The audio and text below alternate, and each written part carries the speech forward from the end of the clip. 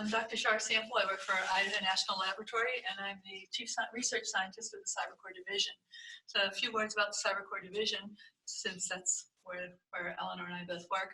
That is the group that is responsible for overseeing research not only into cybersecurity, but into how cybersecurity can interface with different groups within the lab. So it's the interdisciplinary flavor of cybersecurity research at the lab.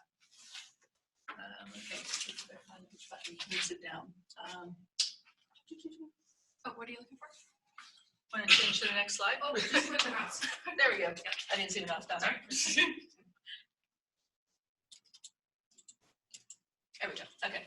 So I'm here to talk to you today about how national cultural values have influence in what we do in cybersecurity. And so I'm going to talk a little bit about the background. And for those of you, I know some of you are computer science majors, some of you are cybersecurity. Your background is more technical in nature. And believe it or not, I actually have a technical background. My undergrad was in computer science, and I was a programmer for many years before I got into research and integration and lots of other different things. So I've done lots of things in cybersecurity. So when I give you this background, a lot of this is dealing with behavioral science because I had to learn it all to do the dissertation. And so I talk about why this research is important, some studies of interest that got us there, how culture influences thought, how culture influences the values, how it not only influences thought, but the decisions that we make. And then I'm going to talk about some studies of interest that were done that inform what we're doing here, and then we'll go into the different dimensions and so on down. And then we'll go through the studies that I actually did in this space. So there's a common thread among different cybersecurity people to think that there's going to be a convergence of culture on the internet. If you talk to any technical person, they'll say, we're all using the internet together, we're all hacking, we're all defending, we're doing all these different things. So we're going to have a single community culture. And then we are very surprised when an attack occurs and an adversary does something that we didn't anticipate. So what happens is we are surprised at the inventiveness of our adversaries.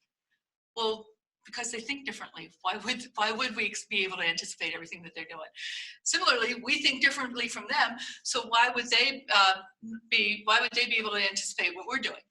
So if you've ever worked on an international team, and I know that this is an international university, I've already met people from different backgrounds, you'll find that, and I'm always amazed when this happens, we can all get to the same conclusion.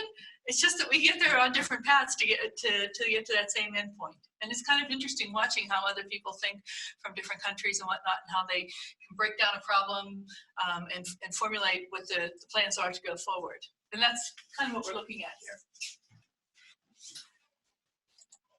So, this mouse and I are going to have fun today, aren't we? Let's try it down there, see if that makes it better. Cultural values. So when we talk about cultural values, we're talking about our biases that unconsciously inform our decisions that are being made, okay? So a lot of times we think that we're making a very conscious decision because we have all the facts in front of us, and we make our decision based on the facts, except actually what's happening is that we're using our biases to make them, and then we're using the facts that we choose to support our decision. And there's plenty of, if you talk to any of the behavioral scientists, they'll tell you there's an entire body of study on that, research in that area. A little interesting data point here is we're talking about conscious and unconscious thought. Consciously, as I'm speaking to you right now and you're trying to pay attention to me while my arms are flailing and I'm doing all the other nervous tics that I have when I'm speaking, consciously, you're processing this according to Discourse at 40 to 60 bits per second, okay? Now, all this stuff I mentioned about my arms flailing and me being all nervous and all the other things that you're seeing happening, that you're processing in 11 million bits per second. So this whole experience that we're having right here, when you have to think about what you recall from it, the data that takes the overwhelming lead is that 11 million bits per second. So what you remember is actually something that was an impression, something that was unconscious, not so much what was consciously said here, okay?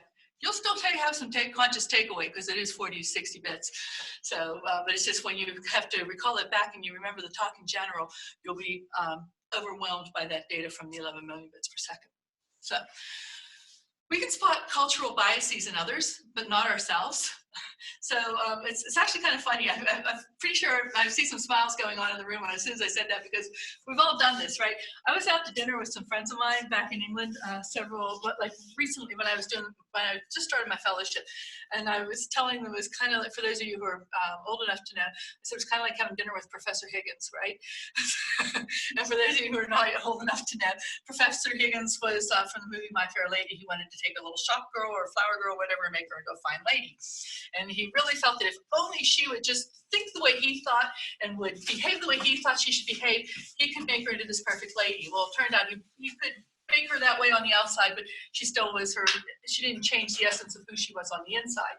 So these two guys were talking about how they're going to, we've solved all these problems, just people need to do this, this, and this, and I'm sitting here thinking, and they both know why I'm out there for my fellowship to study, to continue this work. And they wanted to talk to me about it, and I'm thinking, oh my God, I'm seeing it in real life right here. Their own cultural biases, and they don't even realize that they're doing this. So we can spot it in others, and it makes it easy to see, but we don't spot it in ourselves. So it's helpful if we can have frameworks that we can work with, and if we have data that we can work with, because data generally doesn't lie. Fake news aside, which is a different topic. Cultural values are enduring. So this is a quote from Hofstede, whose framework I use. Gerrit Hofstede out of the Netherlands is a anthropologist, and he had gone on to say that he has written several books, and he's actually operationalized data on cultural values. So this is really good, helpful, because if you want to do quantitative analysis, you have to have real numbers that you can work with for your data, okay?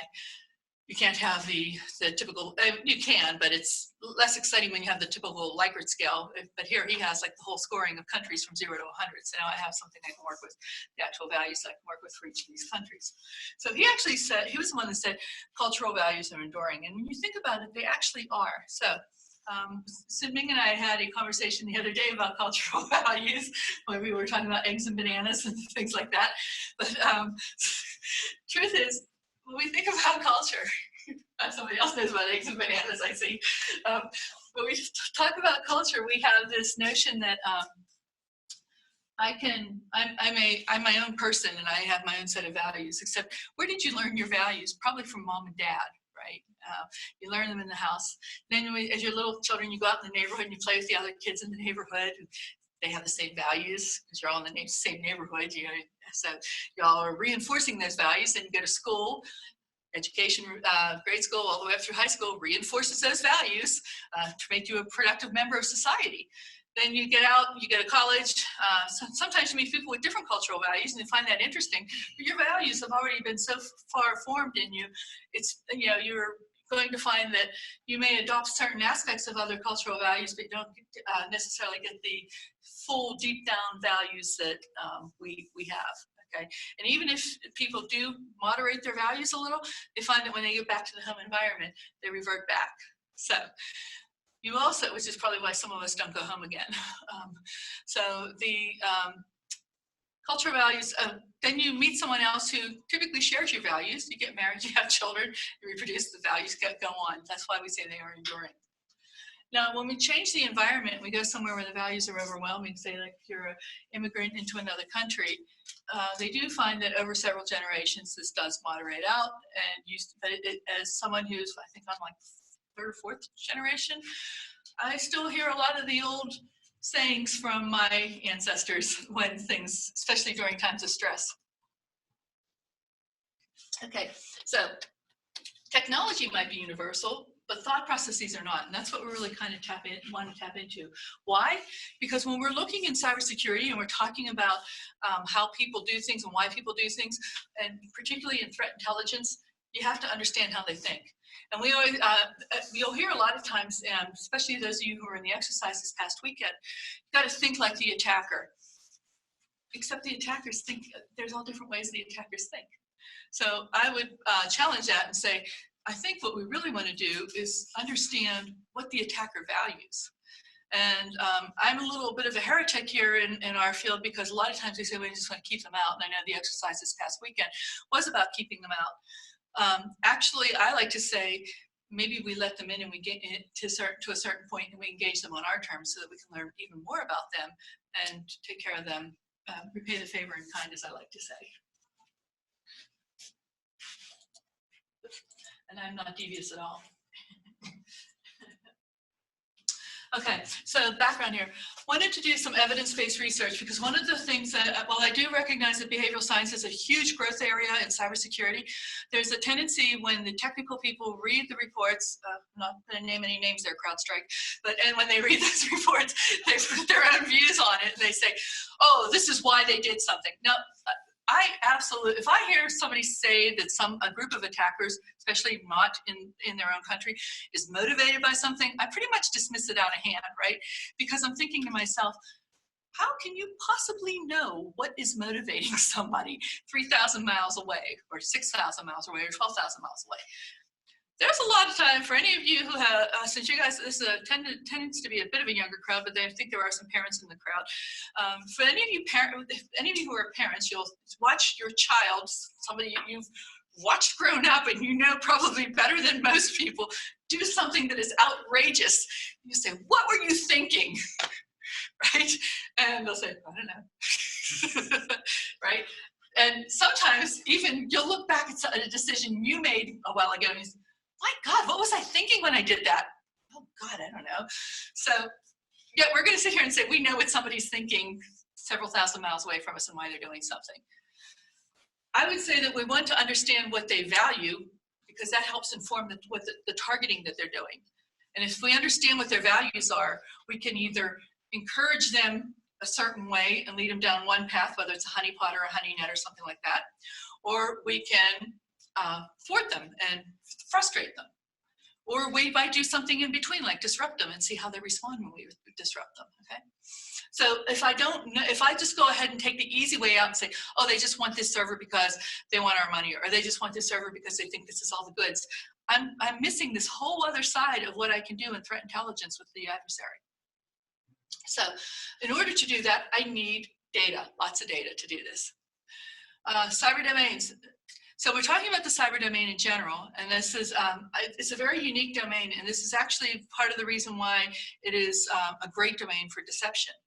Because as we're here in the classroom, again, we have all of our senses that are giving us a feedback loop. I'm standing here, but you know, I have my eyes working, I got my ears working, certainly have my mouth working. I have my hands working, so there's touch, there's smell, there's all these other things that bring this experience together for me.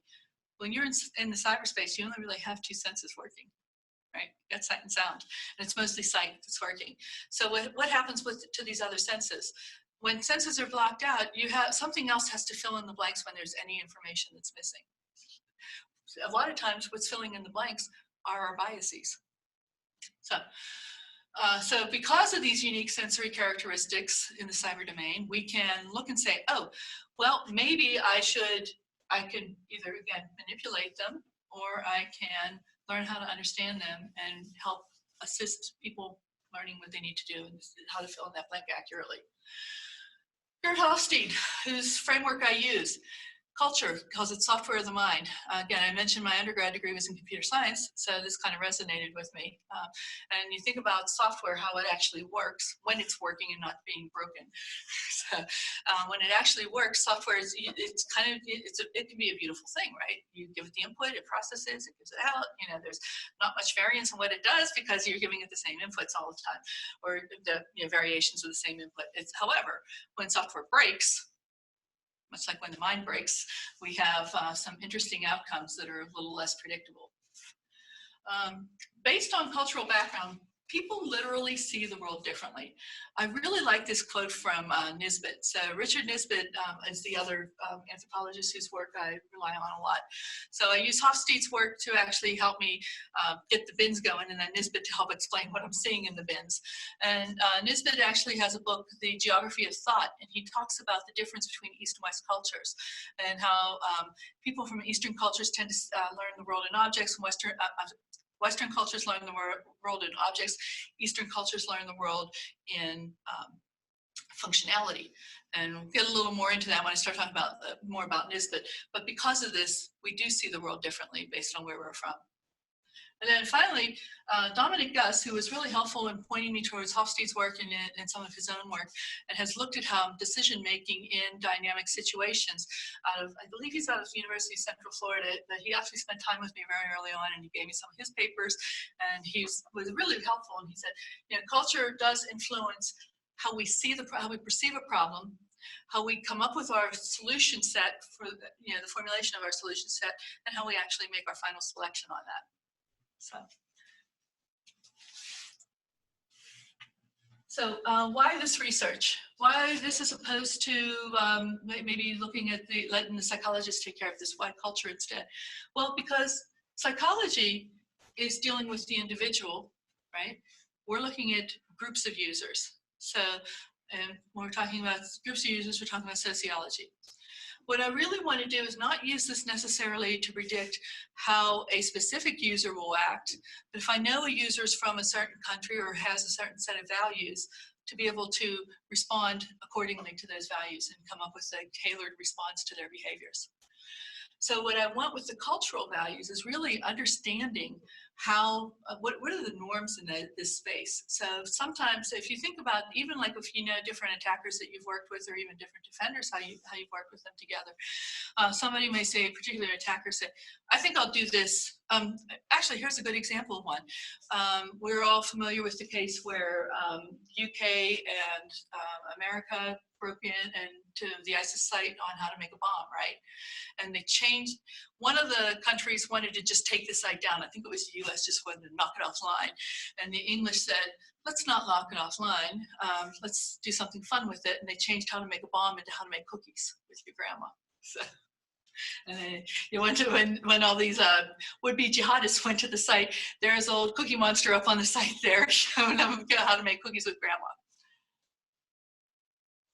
Cultural values, what was considered a normal behavior.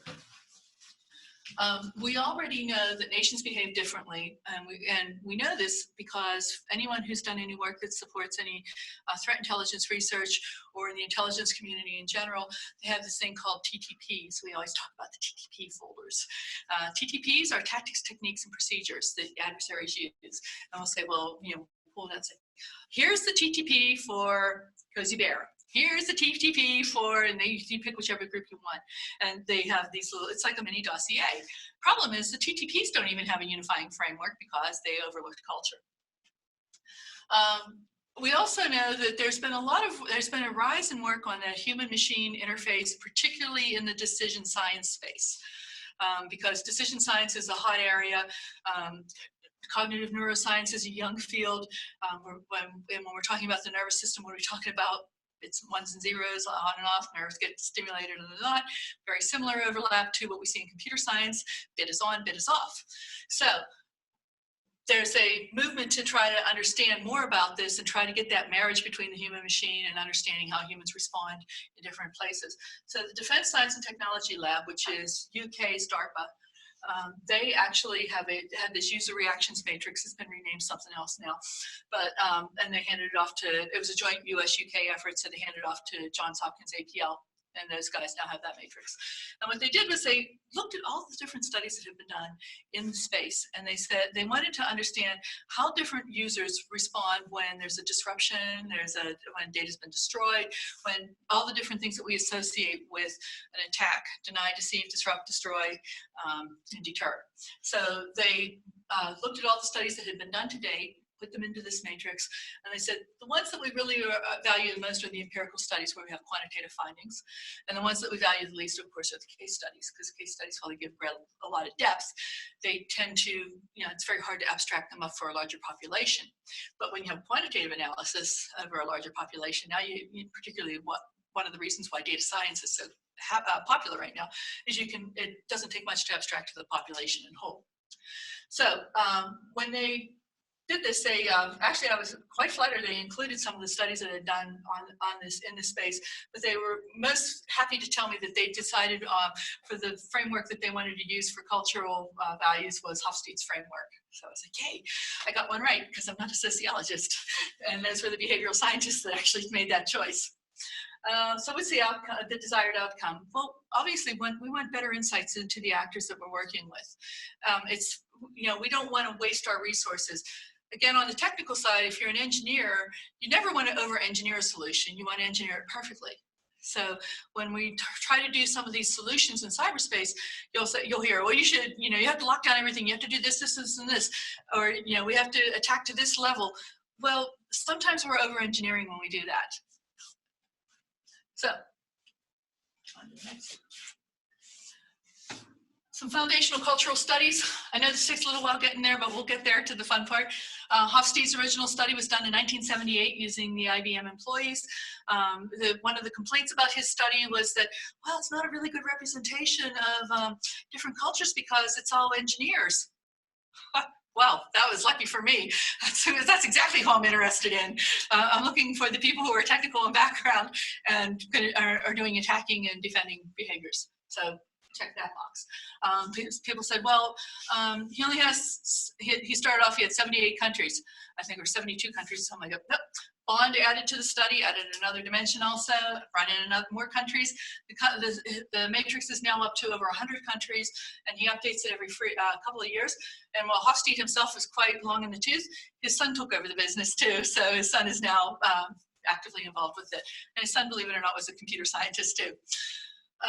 The weird study, I love this. I stumbled upon this in I used to work with some behavioral scientists over at our Army Research Lab, and when I pointed this one out, they said, oh, you know about the weird study? And I was like, oh yeah, this is so cool. What is weird? Western, educated, industrialized, rich, developed. So it turns out that the vast majority of studies done in psychology have been done on students from weird countries. So we're talking about primarily Western students, and of that, the vast majority of those studies were on American students. So when we talk about all the psychology studies that have been done, the joke amongst the psychologists is that psychology is the study of American college students. Henrik Heiner and Noren Zayan were the ones that did that. Noren Zayan has stayed on in cultural research, continues to come up with some cool studies. Guess I mentioned Dr. Gus, who when he first came to the States, it was easier for people to just spell it as Guess, so that's how he does it, but it's actually Gus with the Uma, which you see I couldn't find Uma's keys on there. Gus and Dorner, they've looked at dynamic decision making, how we actually do that. And then there was a really nice one done in 2015 by Morgan, Cross, and Randell, and that was nothing makes sense except in the context of culture. So again, when we were talking about how we learn by imitating, and of course when we're imitating, we're also picking up different cultural values when we're doing that as imitations. Okay, I mentioned that Nisbet informs a lot of the thinking here. He opens his book and he says, why is it that people from the East see problems differently than people from the West? And there was one professor talking to another professor. And the professor he was talking from was from China. And that professor said, we had Confucius, you had Aristotle. And the byproduct of that, believe it or not, was many of the students from Eastern countries tend to do better in algebra and arithmetic type maths. And the Western students tend to do better in the object-oriented maths, such as geometry. And if you look at actually how he goes through how children are raised and how children learn, like the ball, cat, dog, and in the Western cultures, in the Eastern cultures, there's more of a how do these things work together and how do other people feel. So difficulty separating objects from surroundings, functional objects, functional relationships. So Easterners are actually, because of their holistic view, tend to have a better view of how relationships between these objects work. And the Westerners are object-oriented in their view, so they're, what can this do for the object? Or how does this object interact with this other thing? Fundamental attribution error, yay. So if you're from the West, when something goes wrong, you have to be able to pin that blame somewhere. Otherwise, the lawyer will never know who to sue. So we have to take this, when something goes wrong, we say, well, who do I blame for it? Hence fundamental attribution error. Some other cultures say, you know, sometimes things just happen and there is no fault. We learn from what these things are and we try to prevent the environment in which this can occur happening again. There's a notion that Eastern cultures are better at management, Western cultures prefer to control. What's the cyber overlap on that? Do I want to own the server, or do I want to live on the server and manage the server and understand what the server is doing? Students from restrained or closed countries are better at math and science than their indulgent counterparts. Michael Winkoff discovered this back in 2013. And then finally, we have to ask ourselves, if we look at all of this, what does this mean for the cyber environment? Well, it actually means quite a bit. I gave the example here of my servers. Do I want to own them, or do I want to manage my servers? Do I want to, when I come into a new environment, we talk about the, so some of you in cyber know of the cyber kill chain, I think, right? So we talk about this cyber kill chain, which really advertises to the world how the West wants to take over a site. Okay, think about that. And you know, we tell our counterparts, we broadcast this everywhere about this cyber kill chain, how this is such a great way to organize what we understand about cybersecurity. And our counterparts, oh yeah, you're so smart in America, and yeah, and then they come around and find ways around it. So,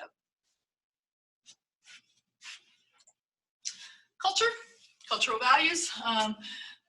Hofstede likes to say, as this is the guy, Trumanars, I think it is, the culture is kind of like an onion, and we tend to think of culture very superficially. People say, hey, I know what culture is. It's tacos on Cinco de Mayo. Oh, it's a fancy sombrero. Or it's this, you know, obviously it's not, in spite of what our president has said. Culture actually gets down, and it goes beyond our norms and greetings and things like that, the superficial level here. It's actually what is valuable. What are our key beliefs?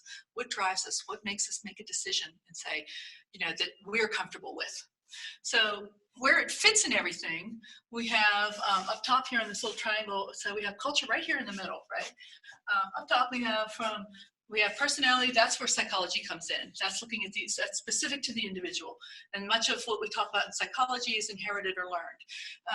And we say it's inherited and learned because there's the constant battle of nature versus nurture. Anyone who has children knows that the true answer is both. I was a firm believer that it was nurture until I had a kid. Culture. This is that piece that tells you what's good for the group here. I don't want to stay. I want to fit in with my group. So what are the behaviors that I'm going to do to fit into with my group? This is learned. I mentioned earlier, we learn it starts in the household with mom and dad, and it keeps getting reinforced throughout society. And then we have our human nature at the bottom here. This is universal. What attracts us. I always like to say, for me, there's a little bit of my human nature is for some unknown reason, I'm attracted to tall, good-looking redheaded men. Good thing my husband's a tall, good-looking redhead with blue eyes. Although I did get myself in trouble with that once when I gave this talk. So okay, so that's my human nature there. There's nothing you can do to deprogram that from me. Culture says, well, it's a good thing, Char, because in your neck of the woods where you grew up, in your little town, in your little group, there's an abundance of tall, good-looking redheaded men, or at least tall redheaded men. Only one good-looking one, because that's the one I married. And then there's the personality piece here, and that we've already talked about how that's shaped. So, but the human nature, our human traits, maybe not tall, good-looking redhead desires, but our desires as human traits, that's universal. Our desire to survive, our desire to find a partner, things like that. That is inherited and universal. There's nothing much we do about that, okay? Last picture here, we have our little cows, chicken and grass. So there was a study done, Norrin Zain was one of the researchers that did that study, and he looked at that and he says, okay, on this side here, do we group together the cow and the chicken, or do we put chicken and grass together, or cow and grass together? And overwhelmingly, these Western students said cow and chicken go together. They're both animals. They're farm animals, in fact, so they're feeling really proud of themselves, got it right. Eastern students said, nope, cow and grass go together because cows eat grass. Neither one had a wrong answer there. So we talk about, moving through here, I know that we're still on the behavior stuff. Hofstede 6 dimensions culture. When I originally started my dissertation, one of my advisors asked if I wanted to do quantitative or qualitative. I said, absolutely quantitative. I do not want to be in the qualitative space.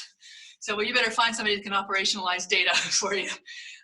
Dr. Gus, I mentioned earlier, said, look at Hosty's work. Hosty operationalized the data for me. He has scores for 6 dimensions of culture from 0 to 100. And he has over 100 countries defined, so this works really well. His framework is widely adopted. In fact, many of the business programs teach about Hofstede because you have international business people who have to travel to other countries, and their goal is to obviously further the objectives of the business, and they need to understand the culture of where they land, or else it could be disastrous. And there have been numerous cases where it has been disastrous. So our 6 dimensions in 5 minutes or less, as I like to call it. So we have what we call the power distance dimension, power distance index. How egalitarian versus authoritarian is your society? Do you believe that power comes from the people or power comes from up top? Pretty straightforward. Individualism versus collectivism, just like it sounds. Do I care about myself and my family, or do I care about my community first?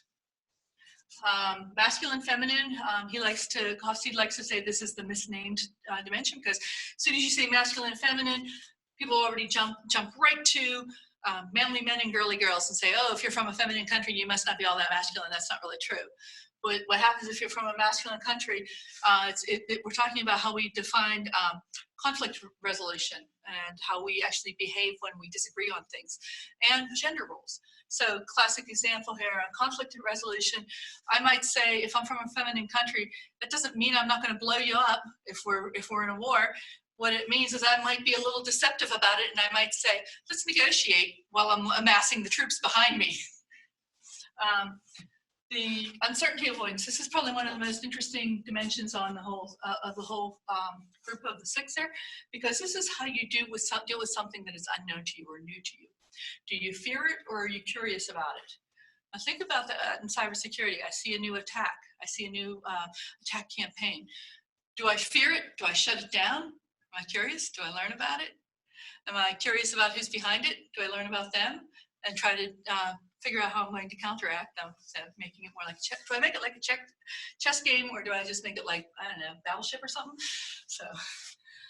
So long-term versus short-term orientation, just like it sounds. It's some kind of, in America, I think we can all agree we're pretty short-term oriented. Quarterly values make everything mean the most. China, Korea, South Korea, they will take the long view, and they will take that immediate loss so that they can get the long-term gain. And then we have our last one here, indulgence versus restraint.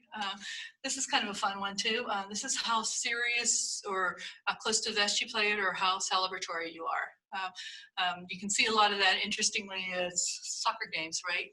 So I'm a big soccer fan. And you go to a soccer game and like, watch US-Mexico or US and Brazil, right? Mexico is great because you got all the music going and everything. And, people who are a little more serious and don't really, and are not a little indulgent, they're like, I feel like a foreigner in my own country. And I'm like, are you kidding? These guys are like into the match here. There's like nothing stopping them. But, I think their team could lose and they'd still be banging on the drums and stuff like that. It'd be great. Us, we're still a bit indulgent, but not quite that indulgent. But there are other societies that, it's kind of like just watch it pretty closely. And they're not quite as boisterous as we are. So this is a map that depicts some of the different values here, the cultural values of countries. When he scored them, they're on like I said, they're on a continuum from 0 to 100. And here we see the dark red. This is the most authoritarian countries. Not surprisingly, we see Russia in there. Malaysia shows up real high, although it's probably not on the map. India has a high value. And then we look at some of our ones, the greens here, that have the low values. So I mentioned Malaysia had 100. On the lowest end, we had Austria and Israel at 11 and 13. Somebody commented the other day, well, that's for their own citizens. Well, that's because we're a culture. We're looking for our own group. We don't care about the other groups. So in Israel, I like to say everyone is empowered in that country. And a lot of times there'll be international incidents because of things that their intelligence group will do, like the Mossad will do. And you're thinking, who the heck gave permission? They're not asking permission. They're begging forgiveness. These countries, kind of the lighter the color we go, the more egalitarian in nature they are, or as I like to say sometimes, everybody's in charge. Up here, you're not only seeking permission, you are actually, it is expected and you are rewarded for being loyal and following that chain. think about what this means now in cyber attacks, and what this means in terms of how fast we respond and how fast our adversaries are going to do things, how fast they're going to make their decisions. Collectivism versus individualism. So I like to say individualism, this is the one score where America came out top. We are number one. We are the most individualist society on the planet. Okay, followed very closely by Australia. We had 91, Australia had 90, and UK had 89. Okay, the most collectivist, surprisingly, was Guatemala, or maybe not surprisingly. So I was expecting maybe some of the Eastern countries, and the Eastern countries, China came in at 20, so we do see more collectivism in those countries, but we also find that there are little surprise pockets here. So when I make a decision, do I make it based on what's best for myself or my family? You know, Char, you're gonna take a new job in Idaho. Is this good for you and your family, or is this good for the country? I gotta say, as loyal as I am, I think I thought more about myself and my family than whether this was good for the US government, okay? But a nice part of that is creativity actually associates with this dimension. On this one here, I'm making my decisions based on community. So it would be a case of, Char, are you gonna take that job in Idaho? Well, is this really best for the country? Am I the best person for this job? Is this good for everyone around me?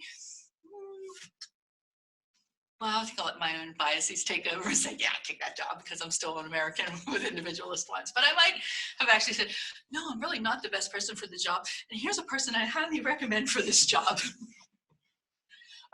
The good thing about this is it tends to temper excess behaviors, you know, that over-the-top behaviors. Masculine, feminine. I had mentioned that there is a notion of the, so our dark red countries over here, we see the Latin American countries, we see some of the Middle East countries, we see America, we see Australia. Gender roles are very strong in those countries. When we talk about gender roles in these countries, it is expected that when I get up and I give a talk that I actually look presentable as a female and not coming in looking like you know, just anyone else, and that when I give a talk to a very formal group, not only but should I look like a female, I should probably look like a well-dressed female, not, you know, someone who's trying to challenge different rules. If I were giving a talk in Norway or Finland, it wouldn't matter. Interestingly enough, on the gender roles, when I first went to give a talk about this in Finland back in 2013, my husband, who doesn't like to travel, actually came on that trip with me, and we were up walking around the lake late at night because I was there in July, so I can. Finland, it was sunny every minute of that trip. It was just absolutely sunny and gorgeous, even when you went to sleep. So there were fathers walking their children around the lake in their strollers, and I'm thinking to myself, my God, and by themselves. And I'm thinking, well, you don't see that in America. No, if Dad's pushing the stroller, Mom's making sure he's not screwing up while he's doing it.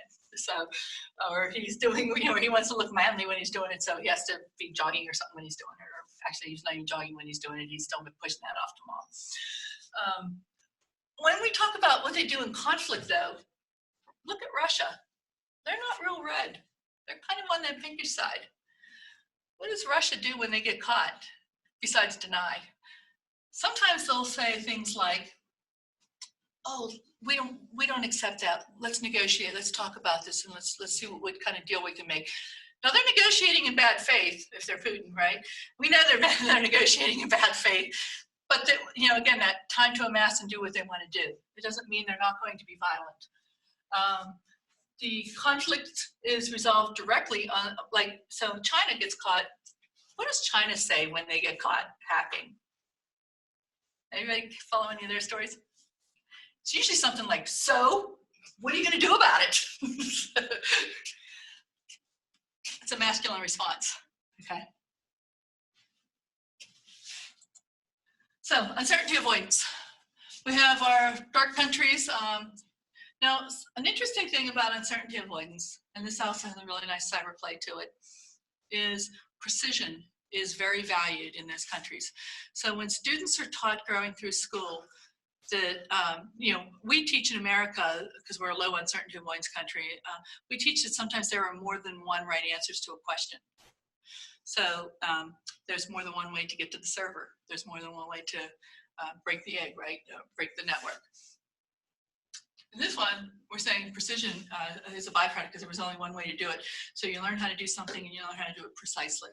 So we take an attack like the Stuxnet attack that occurred many years ago, and there were, and the Doku attack. And then, while I can neither confirm nor deny, if the New York Times and the Washington Post were correct about who was involved in it, and you happen to look at the cultural values of those countries, you would see that one country was very high in uncertainty avoidance, Israel, and you saw there was some precision in those attacks. One country was kind of low on their uncertainty avoidance, and I believe it was either Doku or Flame had the collision in it, which of course the collision doesn't have a guaranteed outcome. Right? You're always going to have that collision. So when we talk about who was willing to go with those attacks, and the fact you had two sets of values working together on the same team, you got to kind of cover both, and it was kind of a cool thing. If we're to believe the Washington Post and the New York Times, which of course I can neither confirm nor deny. So long-term versus short-term orientation associates with long-term, again, our darker colors, are associated with holism. So when we're talking about defending, and we want to slow down our attacker, if we know that our attackers are from a holistic society, we can slow them down with a honeypot with a lot of areas that look to be extraordinarily interesting and make them have to figure out what's going on and let them just spin their wheels there. But for countries where they're more object-oriented in their thinking, they're not going to lose as much time in that honeypot or honey nut. Green countries, short-term orientation, associates with object-oriented thinking. Now, when we talk about object, I'm not going to say that one is better than the other, object versus functional. Object-oriented thinking has gotten us very far in Western society because we're able to cut through complex issues very quickly, bring it down to objects, and talk about how these things work in objects. We lack the completeness, though, that the holistic countries offer. So now we're trying to play catch up on that side, and we haven't figured out the best way to do it. Indulgent versus restraint. I mentioned keeping it close to the vest. Our indulgent countries tend to be red. Our restrained countries tend to be yellow. We have greater depth of knowledge in our countries that are, this is actually, I flipped this. There's greater depth of knowledge actually in the restrained countries. That should be down here. Sorry about that. And Minkoff, I had mentioned, saw greater performance in math and science. An interesting finding Minkoff found in the math and science was that even though the restrained countries tend to do bigger in the maths and science, when you have winners from the Western countries, it's not because they have a desire to know so much about the math or the content of the subject as much as they like the accolades that go with it. So that was kind of an interesting finding. I do apologize. I need to fix that slide. That is very broken. Okay. So let's talk about some of the study data that we use, because I know this is where the rubber meets the road. So we know all of this about culture now. So we've got all of our countries. We can do what we have to do. We use some public data. I wanted to look at DNSSEC. I'll get into that study. When I talk about that study, I'll tell you why. I use the freely available data at ICANN because when I first started off, I had no funding, so I could only take what was free. Then I got my hands on the Zone H data, which we were talking about some of us at breakfast this morning. That data is a massive archive of all the defacements that have been done globally. It used to be from attrition.org.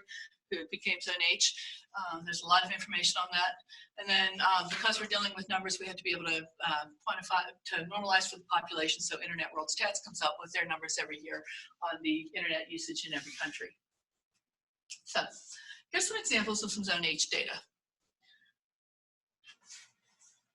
We have here, on the left, we have the Bulgarian cyber army. Bulgaria happens to also be a high uncertainty avoidance country, just saying.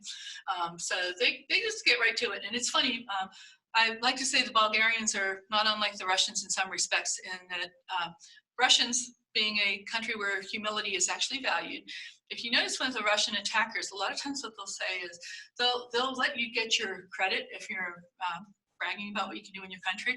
Say, oh, that's very good. And then meanwhile, they've broken something of yours and say, but did you know we did this? Or we can do this, or that this can happen to you, right? So here, you see this behavior out on display here. Hello, admin, your site has been defaced by the Bulgarian cyber army. Please check your web security and fix it. Contact us, druglord at mail.curiously.ru, as opposed to Bulgaria, which I think is BG or BL. So we have a Russian domain on that response there. But you can see it's very simple. done nicely. Here we have what could probably be, considering the images and the fact that I know nothing in Arabic, what looks like possibly early ISIS. Got the black and white flag, got the whole, you know, Saudi Lord. So, and he actually is from Saudi Arabia, this group, or this actor is from Saudi Arabia. So, nicely, they didn't give us, you didn't tell us where we could reach him, which is nice. Sure he's updated, he probably no longer uses Hotmail. But we have images here, we have unstructured data. Here's our Iranians, Mr. Terror. Mr. Terror from Iran, there's this little flag up there. I think it's Iran, right? And then he's also friends with, so we can even do the little linkography with this data too. Friends with Connector, Nimarak, Max, Mafia 2, Skiller, Skipper, X-Spy, Persian Boy, Hamad, and Red Cry. And of course, my personal favorite, got our little demon here to the uninformed. That's my favorite demon. I love the BSD demon. He's just so cute. How can you really be doing anything bad, right? So here's our little BSD demon. They put a little hammer on him, trying to make him look a little tougher there to bang on something. So this is by the Turkish rules team, and they're telling you hacked by in their lead speak, and then no more systems. And of course, they're giving out the shout out to our favorite little BSD. And they say, oh yeah, Linux, AIX, Windows, all that too. So they're telling us things. As an American, I can appreciate some of it. Like I said, picking up on my little favorite BSD demon. I used to have all kinds of BSD t-shirts. That stuff, they're telling us there's a lot I don't know. I mentioned that archive of, this is an archive of over 12 million records, which now is probably closer to 20 million records. But the set that my little illegal copy is 12 million. They actually have these structured fields. So they report like the date that it was entered and whatnot. Actually, this is the date it was reported. The date that it was entered hadn't been updated yet. When I looked at that particular, when I pulled that record, that's YMH, that's a group out of Yemen, many hackers. They're telling you what the domain was. So Yemeni's going after Saudis, imagine that, Saudi website. So we got our gov.sa, and then it gives you the IP address. It's telling you the operating system, what software they're running, why they did it, and how they did it. They give you, this right here is the mirror site, and it has the exact, what's on that site, because you know the other site, the primary site, they clean it up when these things happen. They don't leave it hacked forever. If you're ever in this data, please never, especially for on Windows, never ever click on a link. The malware is still there, and sometimes I forget to tell people to do that, and they say, oh yeah, I clicked on this link and I got the virus. What link did you click on? Oh, from the 7H data. Oh, my head hurts. Okay, was it a regular defacement or a mass defacement? Is it a redefacement? Is it public or not? And like, is this primary or secondary? This number right here is the unique identifier for the record. So if you decide you want to look for something, you want to make sure you don't have a duplicate, that's what you want to make sure you don't have a duplicate on. This field right here, only in 2010, 11, I think, or 10 and beyond, is this field populated. This tells you where the server physically resides. So this has interesting implications if we're talking about cloud security, right? Because if I said I hacked a Saudi site and it's a .gov site for Saudi Arabia, and it's not, and it's actually in Saudi Arabia, then I can say I actually understand.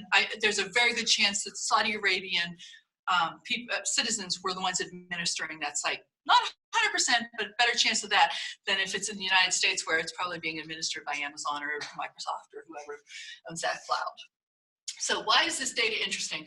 Besides the fact that that's what I've been doing most of my studies on. Well, for the cyber people, you're going to be interested in things like the vectors, the address space that was gone. Can we do clustering around addresses? The platforms that were used, who the attacker where was for threat intelligence, malware, even the victims, right? What were the commonalities that we can look for? Behavioral scientists, they're going to look at things like, why did they do it? What are the linguistics involved? What's the messaging in the defacements? The rhetoric, is there, they can even look at some of the artistry that's going on, understanding the images and why these images resonate with whoever the hack was intended to really be viewed by. And our data scientists. These are the folks that like to look at volumes, patterns, timelines, and they love, as soon as you say millions of records, if you're a data scientist and you're thinking I'm gonna throw Weka at it, don't.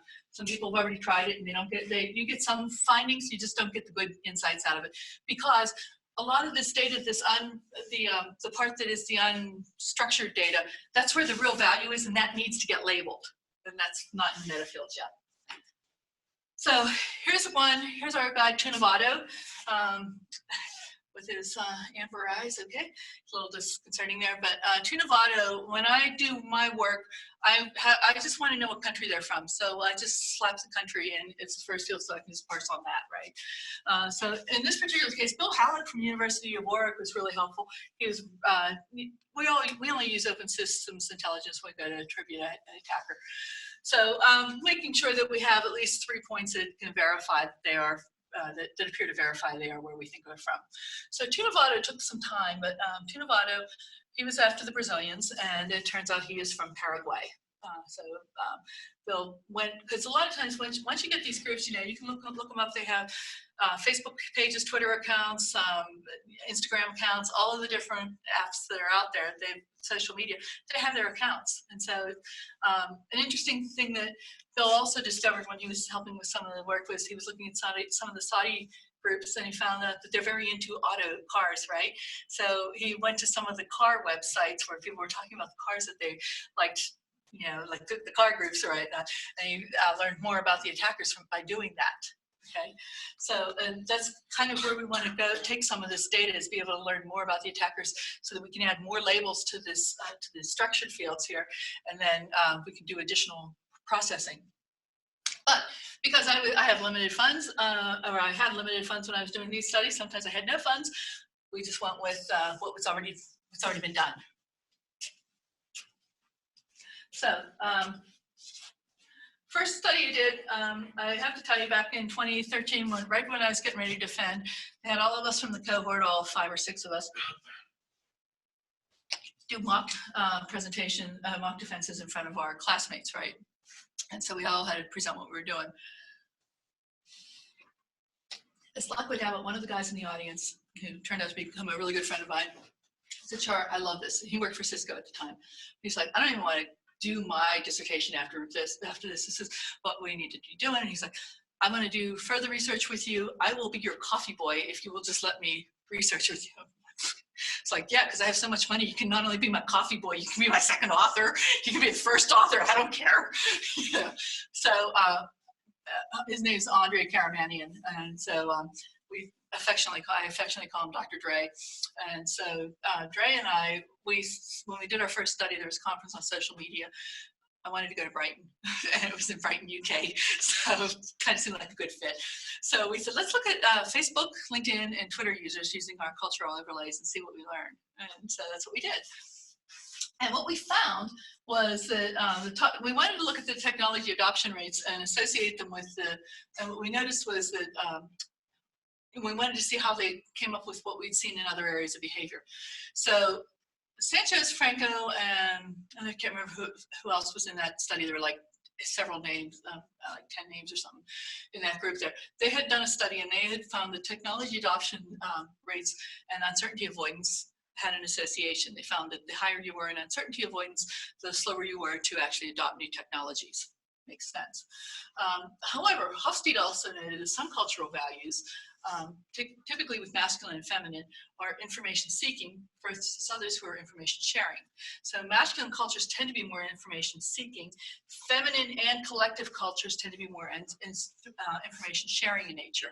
So when we talk about something like Facebook, we're talking about information sharing, except that now what we're talking about doing is being more information seeking, because we are a masculine culture, so we can justify it in our minds. And we can, we talk about Twitter and some of these other ones, we can see where there's also some interesting things.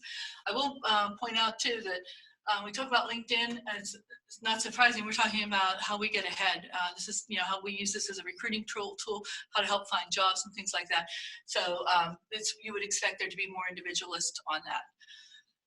Something of interest with Twitter. I'm going to bring this up because it's a little side story, but it shows how culture plays in all this. Everybody familiar with the story of Tay? No. Oh, this is a good one.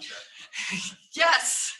Yes. So Tay was a chatbot that Microsoft developed to show that, you know, hey, we can make artificial intelligence friendly, and this little chatbot's going to help people. It's going to help people make friendships. It's going to do things and show just how wonderful artificial intelligence can be.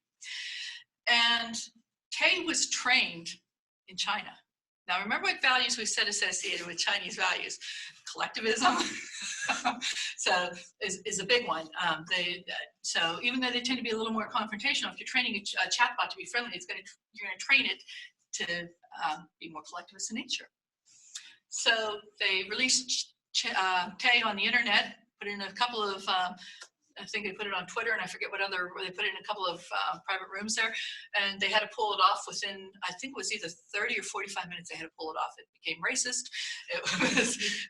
It picked up every bad trait we have, right, as in society. It found them all. Yeah, okay. So Tay does all this, right, and the funny lesson that comes out of this is that countries, when I talked to somebody from Microsoft and they gave a talk about it, they said, well, we learned that when we do artificial intelligence, we're going to have to make it more respectful. I said, you didn't really learn the lesson. You took something you trained it in one culture and you put it in another culture and expected it to work. It's not going to happen. So when we did these studies, we said at the time Twitter was young, because this is 2014, and Twitter's only gotten worse. Countries with less than 20% were excluded from the study. So, because I'm running a little slow here, I'm going to speak a little faster. So, what we found: social media studies, Facebook adoption rate, strong indulgence showed up across all of these.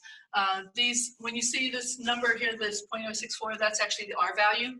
Because of time, I will not get into my soapbox about correlations and how cyber thinks they're doing correlations one way and they don't even know what R is.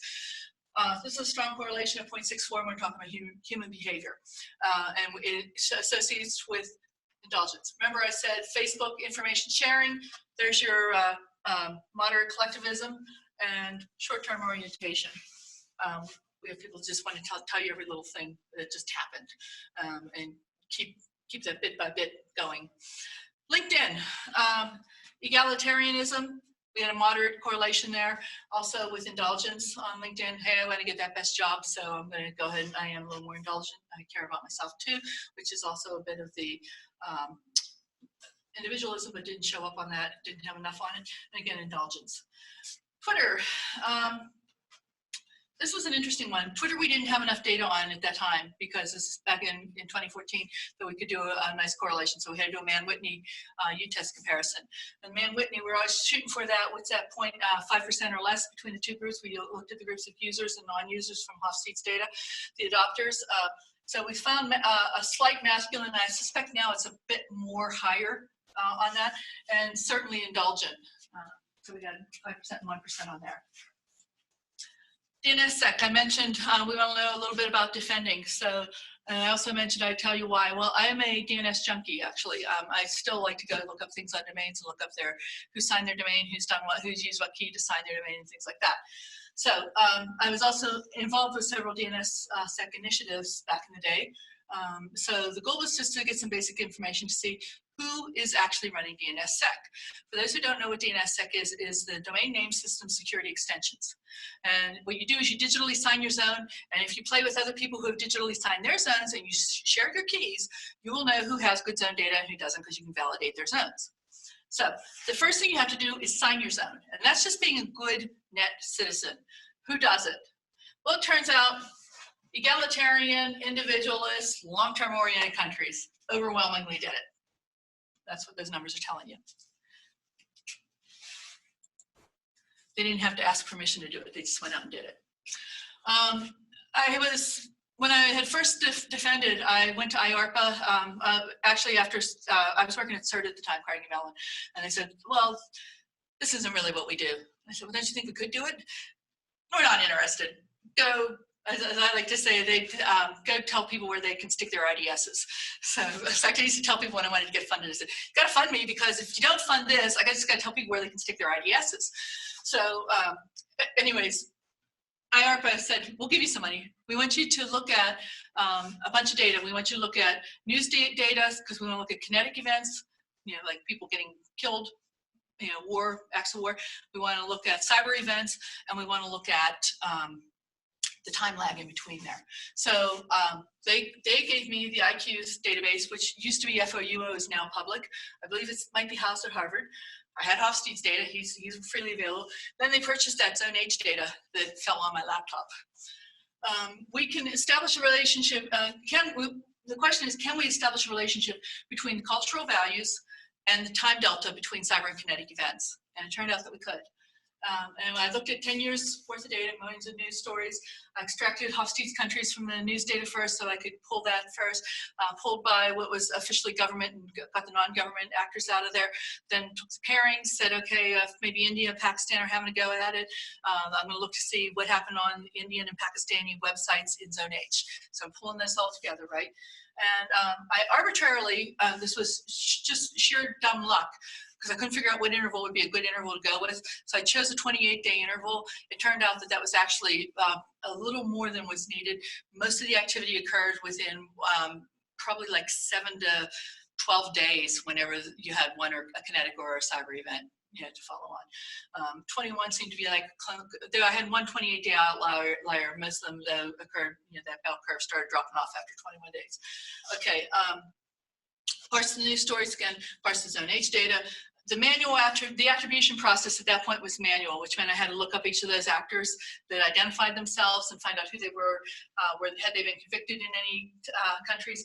What else could I gain from them? I had a couple other, had another friend in OSINT who was actually helping me do some of the attribution too, or at least checking, saying, yeah, you got it right. Okay, there were 3 groups that we looked at: attackers, defenders / victims, and we had this other group that showed up called uninvited third parties, which was really interesting. So 2 countries are having a go at it, and some country that has no known treaty with that country, with one of the countries, takes a side, goes in and defaces the other country's, one of the country's websites and tells them how wrong they are. For example, if I had like maybe China and the Philippines having a fight about the South China Sea, Brazil might hack a Chinese website and tell them, you're wrong, China, for doing this. Go, go play in your own backyard. Don't, this is international area. So there were enough of these uninvited third parties that they became an own grouping that I started looking at. Kinetic profiles showed no significant deviations from Hofstede's profile, so that didn't mean I didn't have to do anything special with the data to make that all match up. Findings: we found the attackers tended to be from authoritarian, masculine, restrained countries. Victims: masculine countries. Uninvited third parties were from very similar to our attackers, except that the findings were even stronger. Then we had a group that was both attacker and victim, and they tend to be more authoritarian and restrained. Trends. So let's look at the data in a 5-year trend and a 10-year trend. So median values for each of those groups, trended them over the time period, found strong correlation of 5 years, which of course, the 5-year values were less important because it was just there because customer, we thought they might like it. But the 10-year values are the ones that are really interesting, because when they stay strong in those areas, that's reinforcing this notion that cultural values are enduring. Victims, same thing. One interesting thing here was actually we got weaker. We went from strong 7 down to, you're still in strong, but you went from 0.7 to 0.63. And actually there's another study at the end where a person looked at an even larger set of the data and found other information about victims. Uninvited third parties, again, we find that we kind of get a little bit of a moderating influence on the long-term orientation, but we actually had a stronger switch on our restrained countries. And then on the reason they actually paid for the study, cyberkinetic, we found that there was a longer time interval that correlated statistically with that between kinetic and cyber, if the country was indulgent than if it were restrained.